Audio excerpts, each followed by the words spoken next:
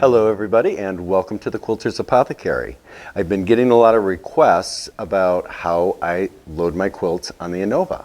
So today I thought I would go ahead and do a quick tutorial of how I do it. Now there are a bunch of different ways to load your machine. And we can refer to full floats when you let the quilt top hang down, or pinning onto the leader as one of them. You can also utilize different tools like the red snappers or the leader grip products. A lot of people also like to have zippers sewn to their leaders, so then they're always pinning to the end of a zipper, and then they can take off the quilt and put it on as they see fit. Today I'm simply going to be doing just a very basic pin on. I've been pinning for ever, and I've been doing this over 20 years. I like it. I know it's a bit primitive for a lot of people, but I find that gives me the opportunity, when I load a quilt the traditional way by pinning it onto my leaders and rolling it on, and I'll show you the method that I use to do it. What it gives me is the opportunity to get to know my quilt. I want to know if I'm going to have issues with fullness, if I'm going to have issues with tent blocks that we deal with a lot of the times. And for me, loading a quilt the traditional way is my kind of an introduction. It's like speed dating, but it's with a quilt, and it helps me get to know that quilt so I know what to do in the future as I'm quilting through it to have it be quilted properly. So let's go to the machine and I'm going to show you how I do that. Okay, so here we are at the back of the machine. Now what I've done so far is I've oiled my machine the way that I do before I do any quilt. Anytime I start a quilt, I do a nice full oil on the machine. Based on whatever brand you'd have, you would do it your way. The next thing I do is I like to clean my rails real well. Typically I'm doing some more high-end custom quilts. So a quilt has been on my machine, the wheels have gone back and forth a lot, and between each quilt I like to go ahead, and I have a tutorial up on that, on how to clean the rails on my table as well as my carriage. So I've done that. Everything is ready to go. I've cleared off the back of my machine whenever I start another quilt, and this one's going to be on a while because it's pretty high-end custom. I want to make sure to start fresh and clean. So I've done all that. The next thing I'm going to do is I would lay out my quilt back across my machine, and then I would lay my quilt top on. And the reason that I do that is so that I can guarantee that the backing is big enough. My rule of thumb is minimum 8 inches wider and 8 inches longer, and anything less and I'm going to end up sewing strips onto whatever side is short. And that's just a have to do for me because I don't want to have to deal with running into clamps, and so I like a little bit wider. So the next thing I'm going to do before we start loading is I'm going to grab my leader, and this is where I start to pin first, is the back roller. And what I'm going to do is bring it under and over all the way down, and I'm going to pull that leader right over and get that nice and smooth. And the next thing we're going to do is grab our quilt back and bring it over to the machine. I have the quilt back as well as the quilt top over the frame of the machine, and what I've done is I've checked all 4 sides to make sure I have a minimum of 4 inches. For me personally, I want 8 inches wider and 8 inches longer before I even load the backing on the machine. The other thing is I will never load a back on my machine anymore without it being pre-washed. There's so much sizing on the fabric now that if it's not pre-washed, instead of spreading the fibers when the needle goes through, what you actually do is you punch through the fabric, and it leaves the back looking horrible. Frankly, I don't like it, but I find that if I pre-wash the back, I just don't have that trouble. Everything's soft and ready to take the needle through properly. So I've checked all 4 sides. I have plenty of room. If I didn't have enough room on the sides, I would simply sew on strips of muslin or fabric that I would find in my studio, but we're ready to go. I actually have some extra fabric on this beautiful piece. This is a Judy Niemeyer vintage rose, and it was pieced, and it is owned by Martha Hahn from Houston, Texas, and it's pieced wonderfully, so it's perfectly flat. So it's going to be a pleasure to have this on the machine for the 3 weeks that it's going to be on to do all of the detail work in it. So the next thing I'm going to do is I'm going to fold my quilt top, now that I know it's organized, I don't want to do any shifting. I want everything to stay in place before I actually load the backing and the quilt top. So while I have everything and I know where it's going to go, I'm going to fold my quilt top in half and put a pin right in the middle.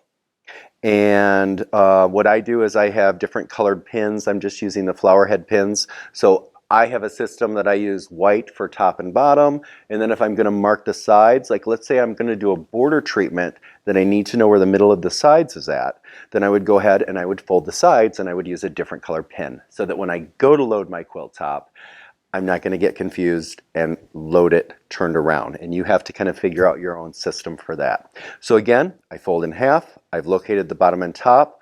And then I have also folded in half the backing itself. And I have a pin to signify where it's going to be pinned to the middle of the leader. So the next thing is we're going to actually start pinning on the back. Okay, so I have my back all smoothed out. Now, as my backing is leaning across, I always do this double check because I had to take out a whole quilt years ago because I had the back on, I loaded it, and I didn't even catch it because it was a similar batik like this. Sometimes with batiks and certain backings, if they're pieced, you can't tell which side is the right side or the wrong side, and I loaded the whole thing and quilted it with the seams on the outside. I know that's horrible, it sounds silly, but I actually did it. So just always double check to make sure that you have the wrong side facing up. And then I line up my pin right in the middle. I'm going to take my flower head out, and I like to pin on my backing with these corsage pins. And I locate the middle and I put it in. A lot of people, when using the pins, are going to do this in, out, in, and out. I don't do that. That's going to distort the back. I prefer to do one in, get a nice big chunk, and then out.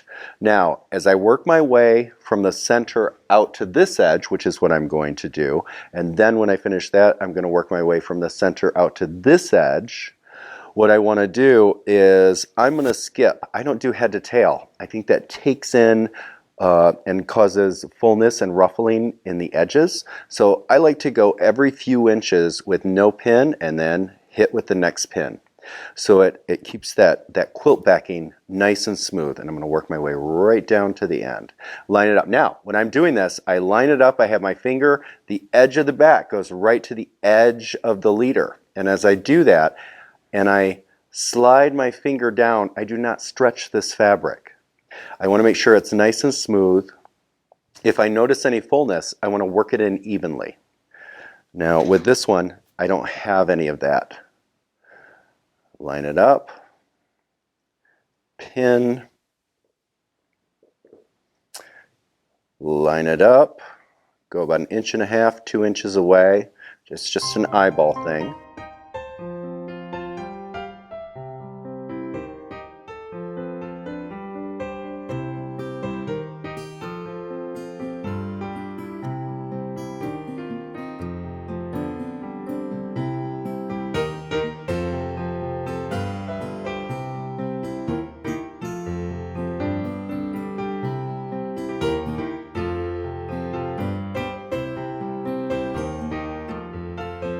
Okay, now I am almost all the way to the end, and as I'm at the end here, I want to make sure that my pin goes right into that 1/4 inch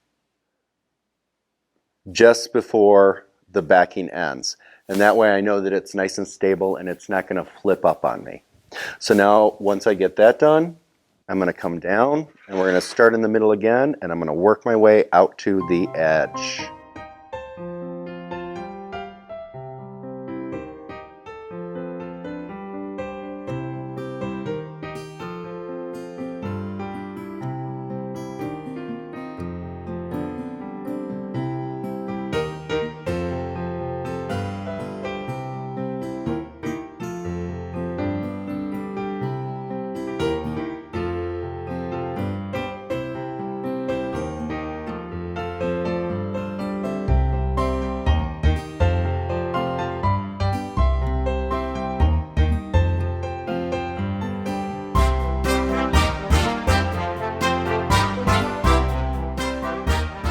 By the way, when I'm doing this, you'll notice that, of course, I'm pinning into the leader side first and then going through this.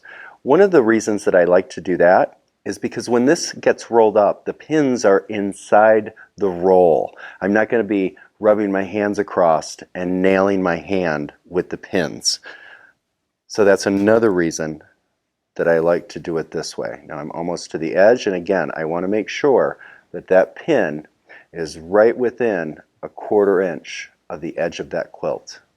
Back, right there, right in there, in, and then I've got a little bit of space here, and I always like to tie that space up so that it's nice and stable, at least on this side as well as the other side. Anywhere you get near an edge, I want to make sure that it's stable. Okay, so now the next step. Okay, so now I'm going to take this and I'm going to drop it down and I'm going to start rolling. Now, as I'm rolling, again, I have the backing off the end of the machine and I have it pretty smooth over there, and the weight is keeping it nice and smooth as I roll it up. So I'm going to kind of be running from this end to this end and making sure that it's rolled up nice and smooth. And notice how I don't have any pins sticking out here to grab me. So now as I roll up, I'm going to slide down here. The one thing I never do is the weird snake bite thing that a lot of people do. They'll be rolling up a quilt and they'll be doing this. We don't want to do this. We move our hands this way and this way. And that way what we're doing is we are letting the fullness be natural and we are not causing fullness. We're smoothing out our back as we go.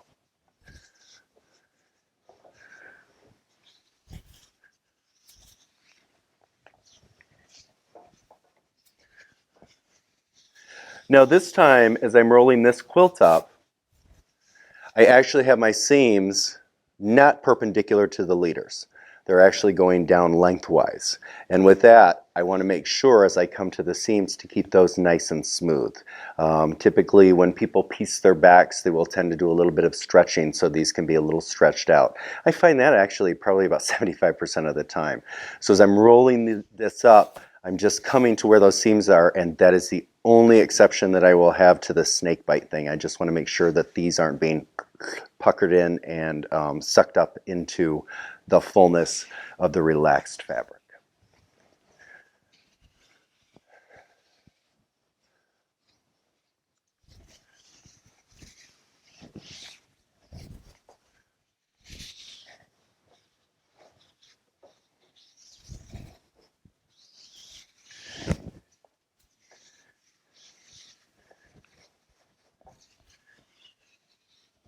Now when I come from side to side, because this backing was sewn so well, or if I had a backing that had been ripped rather than cut, I want to make sure that this is nice and even on both sides. And before I actually loaded this back, I actually folded it into quarters to make sure that it was nice and square.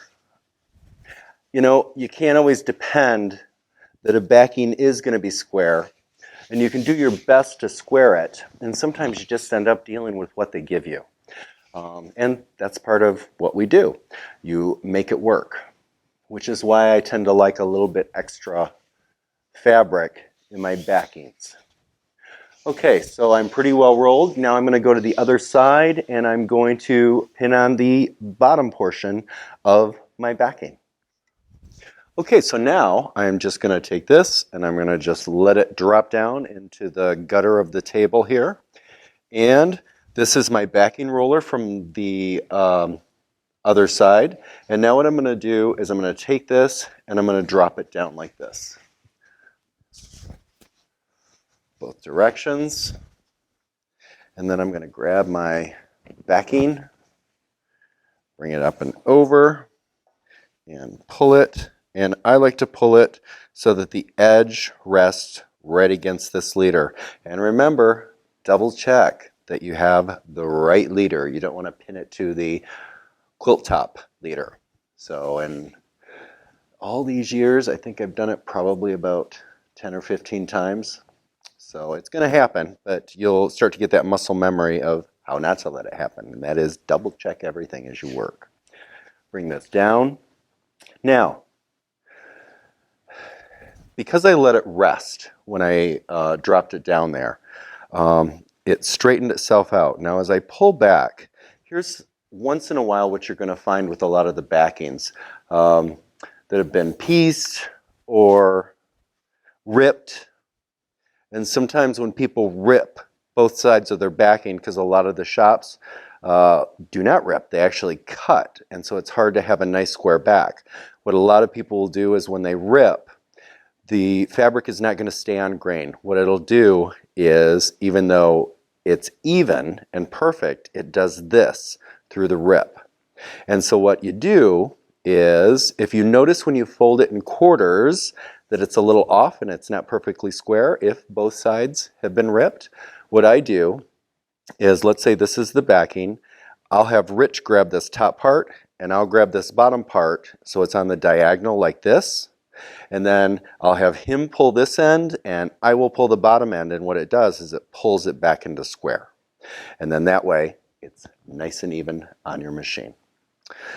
Okay, so now I have this hanging off, and how that applies here is there are occasions when it's not a rip back, it could be a cut back, and by the time you roll this back on, my middle pin is off about an inch. It's not hitting exactly in that middle spot, but I have 4 or 5 inches on this particular backing on both sides, so I'm not really worried about it. I would rather have it off, just because this backing, that tends to be the natural lay of it, rather than to take this pin, for example, and line it up with the middle. Do you see what's happening? If I were to line this up, do you see how I'm getting this going on here? And I don't want that. So because I know I have enough backing, I want it nice and smooth, and that does mean I'm going to be off the center just a little bit. So I'm going to line that up, put my first pin in, and now I'm going to work the same way. And again, when I'm putting these pins in, I'm going through the leader into the front. That way when I roll it up, my pins are in the leader and I'm not going to run my hand over it when I'm smoothing out as I roll throughout the quilt and nail myself. Pin to bone does not feel good. So let's pin it from the middle out both ways.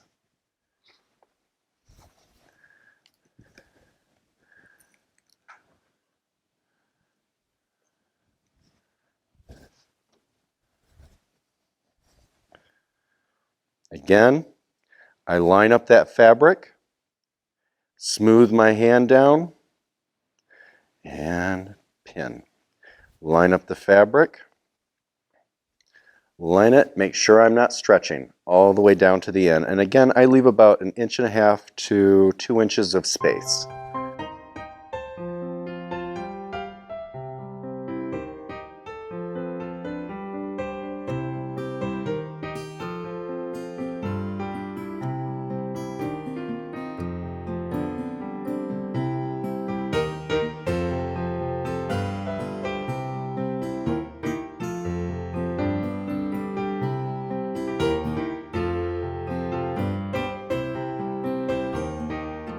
I have my last pin in within 1/4 inch from the edge. Now I come to the center, and now I'm going to work from the center that way, all the way down.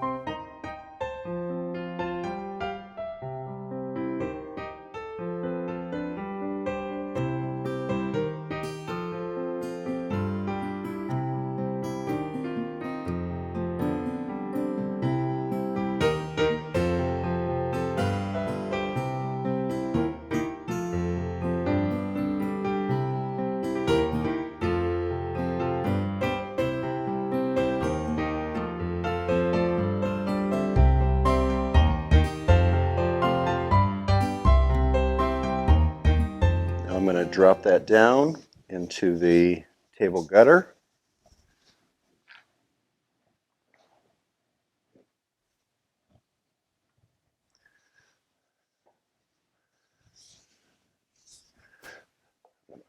Roll that up. Now, here's what I want you to see. We have fullness on this side, and we have nice and taut in the center, and we have a little bit of fullness on this side. So the next thing I'm going to do to alleviate that problem is I'm going to roll this back and forth 3 full times. I'm going to roll it all the way up on this roller, all the way back on that roller, all the way back. And again, if I have any fullness here, I'll do it until it's nice and smooth. And the max I've ever had to do it to get it nice and smooth and perfect and flat all the way through is about 3 times.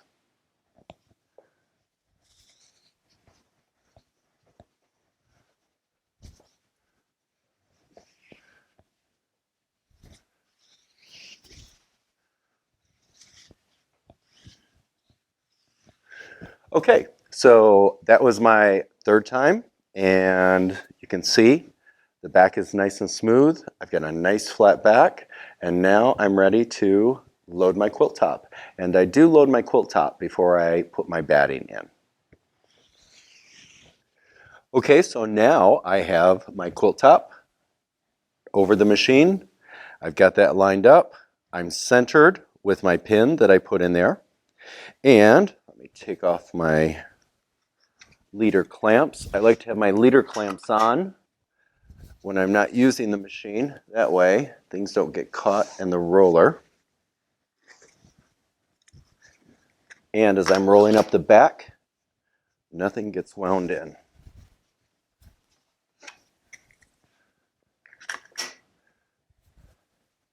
Okay, I'm going to bring that down.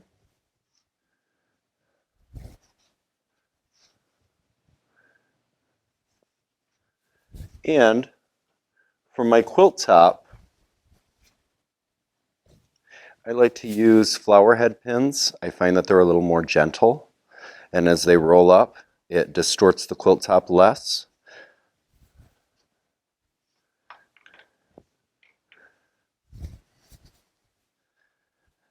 Okay, I'm going to line that up. The pin is right there in the center. And again, just like with the backing, I am pinning through the leader side first.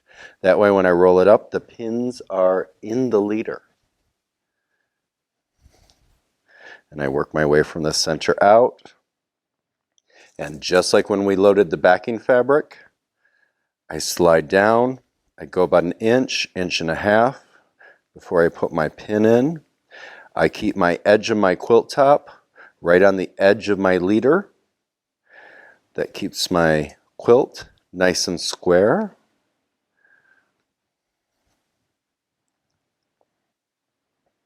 And I really kind of need to add as square as the quilt was pieced.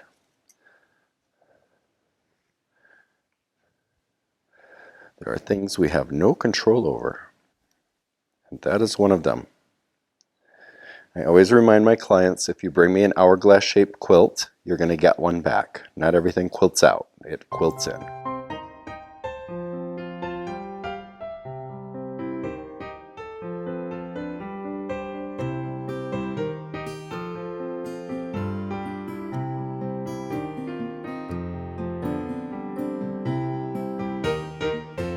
I'm here towards the end. I'm going to slide this down. Line that up. Remember, I never stretch my fibers. I lay it nice and smooth.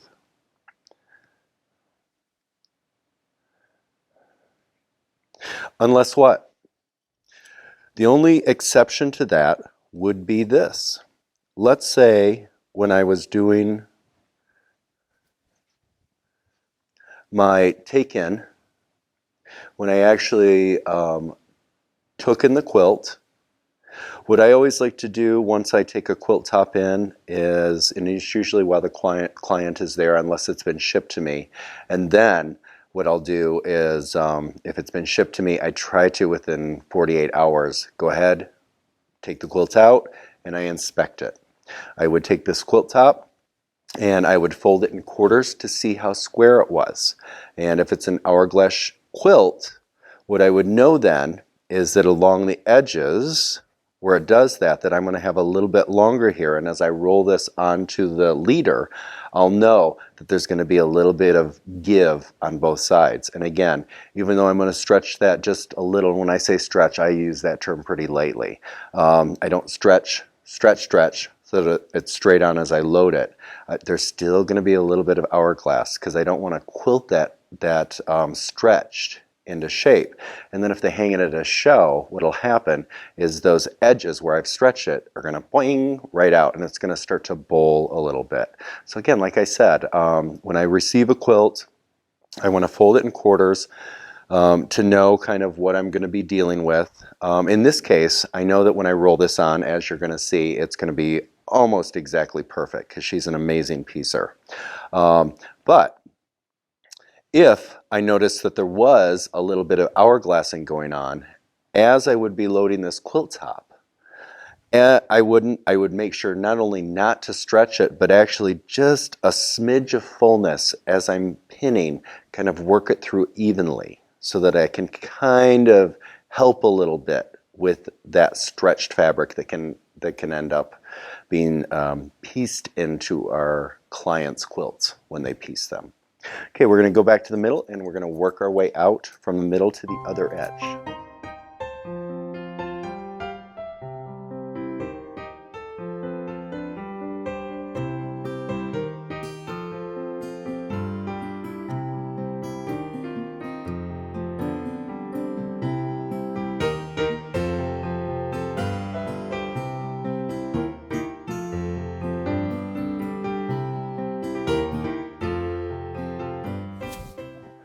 Okay, so now I have my quilt top nice and smooth. I'm going to start to roll it up onto the roller.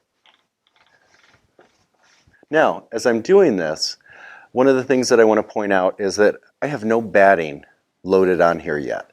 If I had batting loaded on, what would happen is I would be distorting the batting. I prefer to do my batting at the very end once the quilt top is rolled onto the roller. Now, I'm going to go down to one side, and what I'm going to do, it's very natural for us to want to pull up like this to get this nice and smooth. That's a problem. You don't want to do that. What you actually want to do, because borders just by nature are going to have a little bit of fullness in them. So what I do is I pull my fullness into my roller to keep it consistent. Pull it in, make sure my edge is nice and smooth. Now I'm going to run down to the other end, and again, I don't do any twisting, no snake bite. I want to go straight across as I'm rolling, except for at the edges, where I want to work that fullness into the roller. Do not pull the fullness out, otherwise you will get to the top and you will have a smiley face.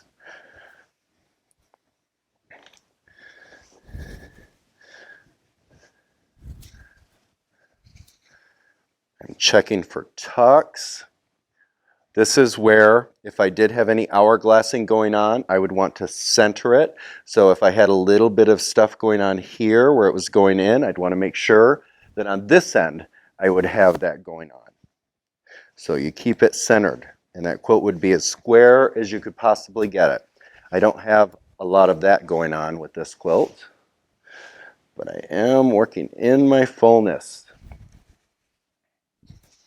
Work it in, no smiley faces.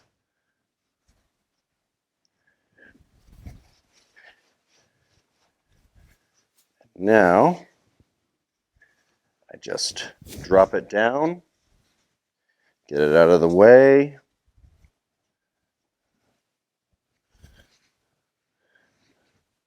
Roll it the rest of the way on my roller. Lock my end. And now I'm going to add my batting. And for this particular piece, I am going to be double batting it. So we're going to have a layer of the 80-20 towards the back, which is going to help this quilt to hang straight because I am doing higher end custom on this one. In case she ever wants to hang it on a wall, it'll hang nice and straight. And then to the top, typically my first choice would be a wool on the top. But on this one, because we have some really light and we have a few bits of white in here, I'm going to go ahead and I'm going to add a white poly. That way it's not going to dull any of the white fabric that's in the quilt top. Okay, so my first bat that I'm going to put down towards the backing is going to be 80-20, and in this case it's Hobbs 80-20. I believe if you had Dream it would be 70-30. One of the things I want to add is, since this 80-20 is going towards the back, I look at both sides whenever I'm using the combo batting. And what I'm going to be looking for is pilling. Which side has the pilling? When I say pilling, I'm talking about like an old sweater that's been washed a lot. Those little pills, you'll get those little hard pills, or something that looks like hard pills. And I'm going to find the side that has those. And once you find that, and in this case it happens to be the inside of the fold, then notice the other side is going to be a little bit more smooth. The pilling side faces up all the time. And I've had people that sell me batting, and I've actually had the batting people proper tell me, well, there's no difference to either side. Malarkey. There is a difference, and you look for the pilling, and the pilling faces up. Pimples up, dimples down. We always want to remember that. And on that one, follow that rule. I know that there are a few people saying it's opposite, and very few times will I say this, they're wrong. You want that pilling facing up. If you don't have this pilling facing up and you have it towards the back, then when your needle hits it, it can go through the backing, and that will give you bearding, and you don't want to have bearding on the back of your quilt. Sometimes you can't help it because of the backing itself, but you don't want it to be because you had your batting wrong side, right side. Okay? All right. So we're going to take this. My pilling faces up. Line this up. Obviously, I want my batting to be a bit larger than my quilt top. Now, it doesn't have to be as wide as your backing, obviously, but I definitely want it wider than my quilt top proper. Okay. And we are fortunate with the Innova to have, get this up out of the way, our batting access bar.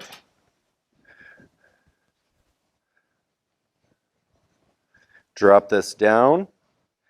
And one of these evenings, while I'm sitting in front of the TV, I need to get one of the patterns for the batting hammocks, so that way the batting can rest in the hammock rather than on the floor. Now, before I load a quilt, I always run a vacuum around my machine. That way I can pick up any of the dark threads. So I'm not going to, while I'm loading my quilt, roll up those dark threads that can sometimes be seen through when you look through the light parts of the fabric. And I've done that this time. So we've got that. And let me lower that. Lower that. And now what I'm going to do is I'm going to tighten the backing. And then I'm going to do a sew line with my channel locks in place about a ½ inch down from the edge of the leader. I'm just going to put my channel locks on, and I'm going to do a line straight across so that way this batting is stable and in place. And when I load the other batting and pull my quilt top up to it, it's not going to shift and change on me. And I have a straight line to work towards. Okay, so I have my stitch regulator on 4 stitches per inch, and I'm going to go across because I certainly don't want to go across at anything higher than, frankly, 6 or 7 stitches per inch. I want my batting to lay nice and smooth. And if I do short stitches or more stitches per inch, then I'm going to be taking in my batting a little bit and causing some distortion. Now I've loaded my second batting, and in this case it's a polyester bat to add a nice loft to show off the quilting, because what I want is a kind of a faux trapunto look when I quilt this quilt. So I've got that laying across here. I put a few pins down just like that. I'm going to go down here, lock my stitches, and I came down about a ½ inch below the straight line that I put on the first bat.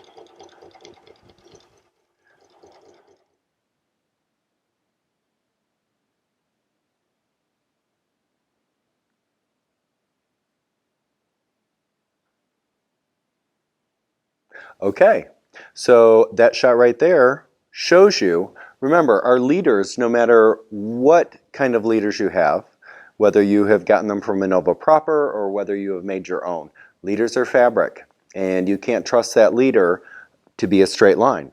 And so the straight line that we've sewn on top of our batting is the line that you actually want to use to bring your quilt to give you a true line. So let's go ahead and let's pin our quilt top to the true line, and then I'll show you how I like to baste my edge of my quilt as I quilt. Next, what I'm going to do is I want to stabilize the edge of my quilt. All of our LongArm machines come with their own brand of clamps, which are wonderful. The one thing that I know though is that when I clamp to something, I want a nice stable hold that's going to keep it firm. We use two different things in the studio. We have the red snapper side clamps, which go on the quilt, or the leader grip side clamps, which go on the quilt. And for our 26-inch, we actually use the leader grips because we have the longer set of those. So I'm going to line that up. I do my center, snap that out, and then I'm going to take my clamp and I just go right around the grip itself. So now when I make this taunt, that's going to keep perfect tension throughout the whole throat space of my machine. Okay, I've got everything going here. I'm going to unlock my roller, extend that up, past the sew line,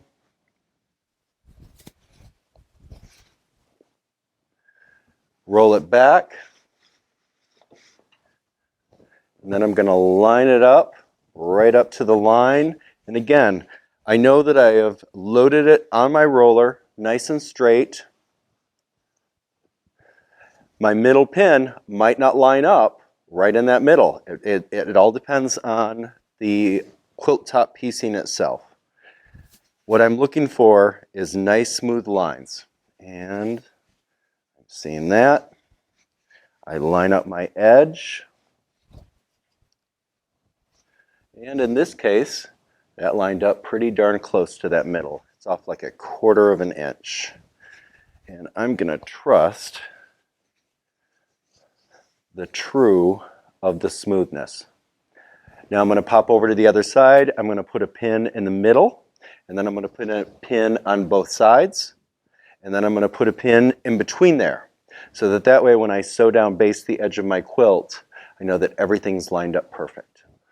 Okay, I come down to the end of my machine, I check my true, and it's pretty true. It's got a nice straight line. I also check some of the seams in the quilt, and visually for me, they look really nice. I'm not sure about your camera angle, but everything looks really nice and in line. Now I'm going to go down and I'm going to baste the edge of my quilt. And there's a few different ways I could do that. One of the ways I could do that is start from the center and go out. And again, I am only going to be using basting stitches, so about 4 stitches per inch. And then I'll come back after I do across that half of the top, and I will start here and I will go out this way. If it's a really straight quilt and you get used to doing this, you can start at that end and you can go all the way over to the end. Here is what you don't want to do, I suggest, especially for my new folks. You don't want to start down here in your throat space and then come up, over, and down. What I like to do is get my top first, so I'm dealing with all the fullness so I have a nice straight top. And then I'll do the sides from the bottom of the throat space up. That way I'm not coming down and I'm not working fullness down into the body of my quilt with my basting. Okay, so now I've locked my stitches, and now I'm going to head all the way across with this particular quilt. And I am staying within 1/8 of an inch from the edge of the quilt. I'm working the fullness in as I go. That's something you're going to have to kind of develop a little bit of hand-eye coordination. And make sure not to get your fingers near the needle. If you don't trust yourself, then simply put in more pins across before you start, and then you don't have to maneuver as much as you work your way across. And again, your binding is going to cover that edge. And here's the thing, I love basting this edge because I'll tell you what, it makes binding this quilt so much easier when you have a nice stable base right across the top and up the sides. I find you get less ruffling with the bindings, and piecers really love it when they can sew on that binding and have that edge basted down. Okay, so now for my sides, I'm going to go ahead. I'm just going to put a few little basting pins in all the way up. So probably for this, about 3 pins. I'm just going to line this up. I'm going to go down to the edge of the roller, make sure I'm nice and straight. 1, 2, 3. And now, rather than starting at the top up here and working down, I want to come to the bottom of my throat space.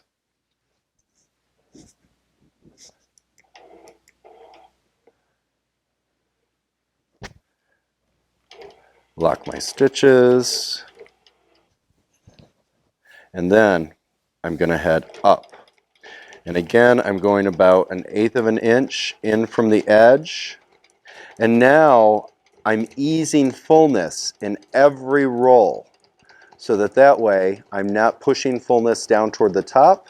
I'm distributing it evenly through my whole quilt. And now we're going to do that on the other side.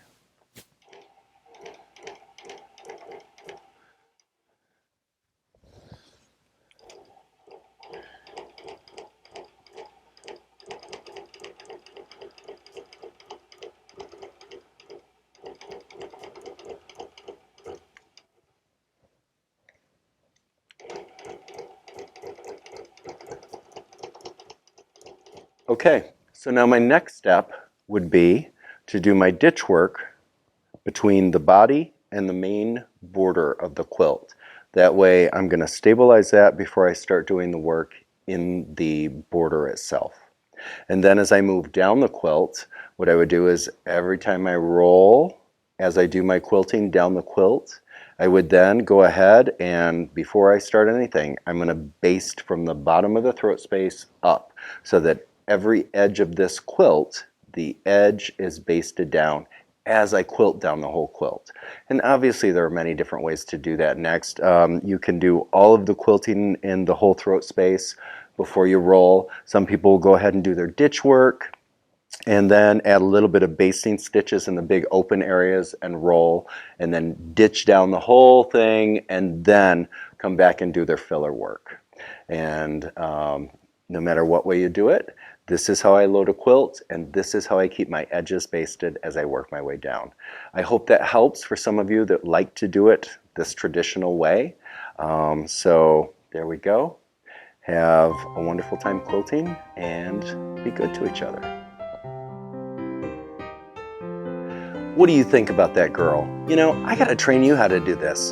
Then I can quilt more and you can load all of my quilts.